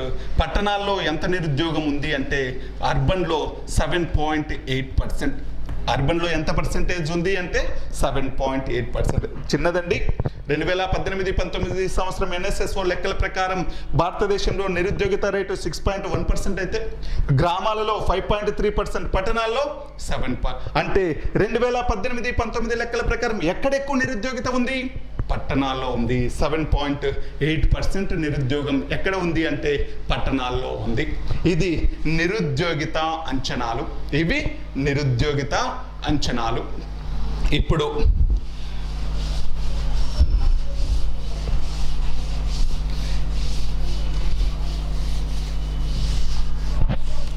నిరుద్యోగిత మనం ఫస్ట్ ఏం చెప్పుకున్నాము అంటే నిరుద్యోగం అనేటువంటి టాపిక్లో నిరుద్యోగంలో ఉండేటువంటి రకాలు, దానితో పాటు నిరుద్యోగాన్ని కొలిచేటువంటి పద్ధతులు, నిరుద్యోగాన్ని అంచనా వేసేటువంటి పద్ధతులు, దానితో పాటు నిరుద్యోగం ప్రస్తుతం భారతదేశంలో ఉండేటువంటి అన్ఎంప్లాయ్మెంట్కు సంబంధించినటువంటి లెక్కలు అనేటువంటివి నేర్చుకోవడం జరిగింది.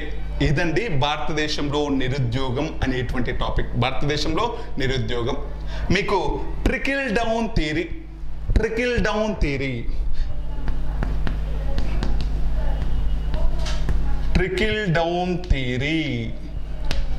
డౌన్ సిద్ధాంతం. ఇది సాంప్రదాయవాదుల సిద్ధాంతం అండి.